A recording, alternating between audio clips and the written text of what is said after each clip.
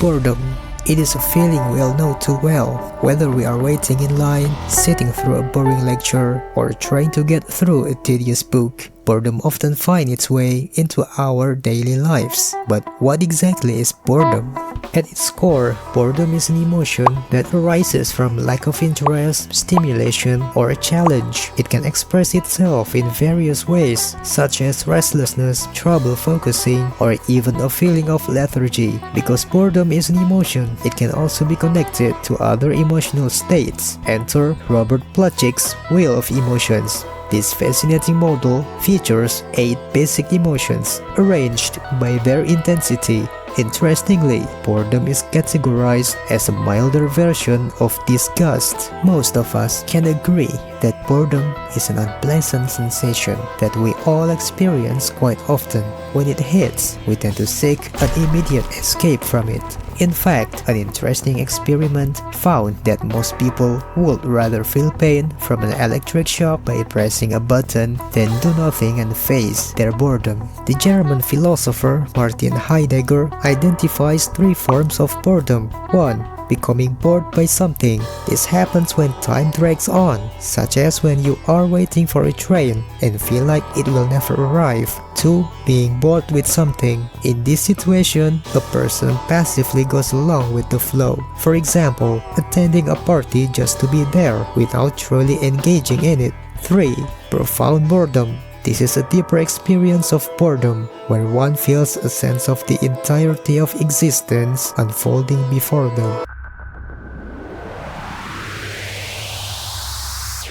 If boredom is so common in our lives, does it serve a purpose? The short answer is yes. Let's take a step back in time to the days of our caveman ancestors. Back then, resources were scarce and dangers were all around, from fierce animals and hostile tribes to diseases. Now, imagine if our ancient ancestors never felt bored and were always satisfied. At first, everything might seem fine, but eventually, this could lead to their downfall. How can that be?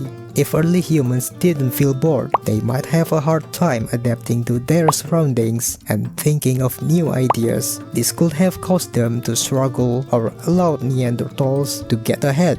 On the flip side, feeling bored and seeking out new activities likely helped early humans avoid staying in one place. It pushed them to learn new skills and be creative in tough situations. Their dissatisfaction with what they had encouraged early humans to improve. They looked for new ideas, like making new tools or finding better ways to use resources. This desire to get better may have given them an advantage over other groups competing for limited supplies. Boredom can also be helpful for learning. It often occurs when we find an activity unsatisfying, which pushes us to look for new activities or environments that are more exciting. When we feel bored, we are less likely to put effort into things that do not engage us. This feeling drives us to seek out new goals and experiences. As a result, boredom motivates us to connect with others, think outside the box, and explore emotions we might not have noticed otherwise. From an evolutionary standpoint, it is clear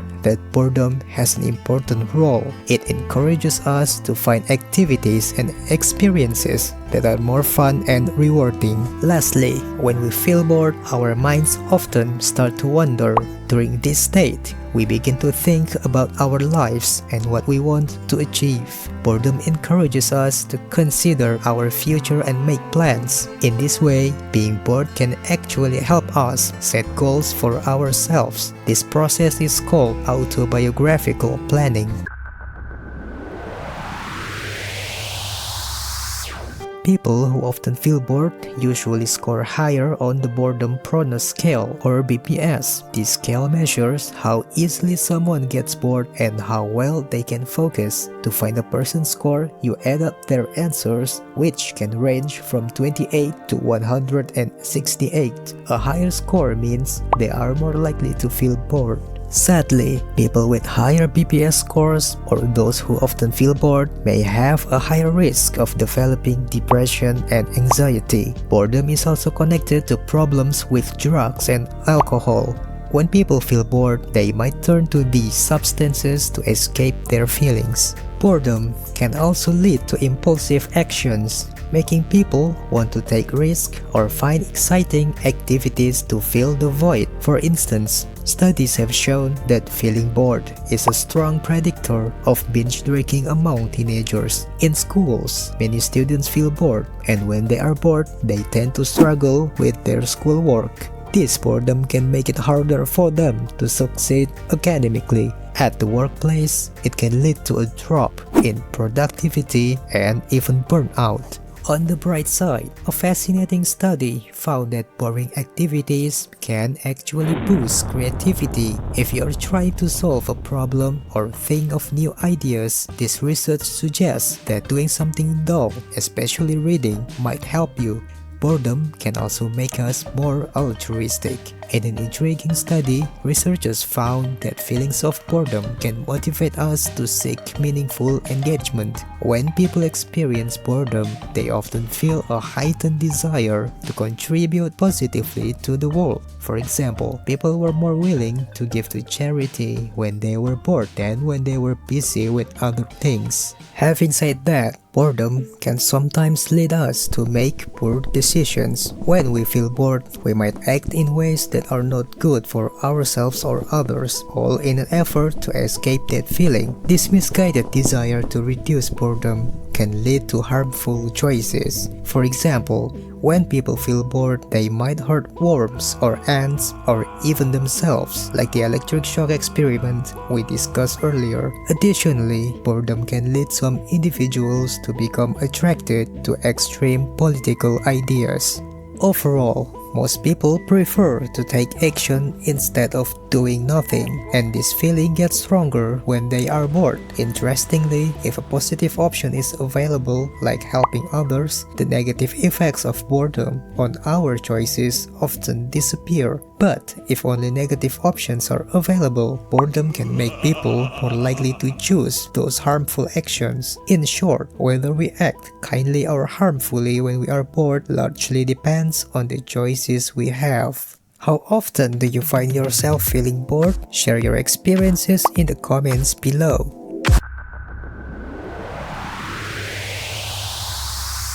Before we can use boredom to our advantage, we first need to understand what it means to be bored. Boredom often comes from a lack of stimulation. However, it can also happen when there is too much stimulation. But how can both situations lead to boredom? What do they have in common? One reason is attention. When we are overstimulated or understimulated, it becomes hard to focus, which can make us feel bored. Another factor that contributes to boredom is a lack of meaning. We are more likely to feel bored if the situation we are in seems pointless. This idea is supported by the Mac, not that Mac, also not that Mac, but this Mac, or Meaning and Attentional Components model created by Aaron Westgate and Timothy Wilson. In simpler terms, both attention and meaning play big roles in our experience of boredom. If we cannot pay attention, we feel bored. Also, if what we are doing feels meaningless, we are likely to feel bored too. Now that we understand the causes of boredom, we can explore how to reduce it. According to the Mac model, boredom arises from a lack of meaning and attention. Therefore, effective strategies for reducing boredom should address these deficits. There are 3 effective ways to combat boredom: regulating attention, regulating meaning, or switching activities altogether. Regulating our attention helps us find a balance between how much mental energy we have and how much is required by the task at hand. To achieve this balance, we can change either the situation or ourselves. One way to adjust the situation is to make it more or less challenging. For example, if a task is too easy, we might add a time limit to make it more engaging. we can also focus on our own mental resources. This can be done in two ways: long-term strategies and short-term strategies. Long-term strategies include building skills over time, so it can help us handle more challenging tasks with confidence. Short-term strategies can be as simple things like drinking caffeine can give us a quick boost in alertness. Regulating meaning means aligning what you do to your personal values and goals. When you see how your activities connect to what matters to you, it can make you more motivated and engaged. For example, when teachers show students how their schoolwork relates to their own goals, it makes the lessons more interesting and helps them improve their performance. The last way to deal with boredom is to switch tasks entirely instead of trying to make the current one more fun or challenging. Activity switching is the most researched response to boredom. This is partly because changing activities can help address both lack of attention and lack of meaning all at once. Now that we know what causes boredom and how to manage it, we can use this knowledge to our advantage. We cannot always escape boredom, especially when we find ourselves in the middle of a dull meeting. But looking at the previous discussion, we can reduce our boredom by shifting our attention or reframing our motivations. For example, we might drink copious amounts of coffee or convince ourselves that we are doing important work. Instead of trying to always minimize boredom, let us recognize that it can actually boost our creativity. Perhaps we can embrace this boredom for a little while and use it to our advantage. In this case, it might help us find out-of-the-box solutions for whatever topic the meeting is about. Now, in the case that boredom is completely avoidable, this is where we can exploit it the most. In today's world, we often have too much stimulation. Modern technology, especially smartphones, gives us quick and addictive ways to fill our dead time. Dead time means those little moments when we are not concentrating on anything specific. Our devices let us dive right into social media and games, keeping us entertained and busy whenever we want. This situation shows a mismatch between our natural ability to feel bored and the modern world, which is full of distractions designed to get rid of boredom. That time, like when we are commuting or waiting in line or even in the evening where there's nothing to do, can be a great opportunity for creativity and new ideas. Therefore, we should be cautious about filling up this dead time with activities from our phones. These activities might help us escape boredom for a little while, but they can also stop us from being creative. They can keep us from discovering new hobbies and interests that are important for our growth and happiness. It can be harder to notice boredom when we are overstimulated rather than understimulated. I have found myself endlessly doom scrolling even though the things I consume seem less engaging every day. I felt bored, but too helpless and paralyzed to change my activity. The first step to turning boredom into something useful is to recognize and acknowledge it. Only then can we switch to more meaningful and engaging activities, ideally ones that can help us reach a flow state. What is flow? Flow is a mental state where a person becomes completely immersed in activity, feeling energized and focused. In this state, we are fully involved and enjoy what we are doing. Time seems to disappear as we become absorbed in the task at hand. Some examples of flow-inducing activities include creative pursuits like painting, writing, playing music, or crafting. Physical activities like running, swimming, dancing, hiking, or practicing yoga. Work-related tasks like coding, problem-solving, puzzles, or any task that requires deep concentration. Mindfulness and meditation by engaging in practices that promote awareness and presence.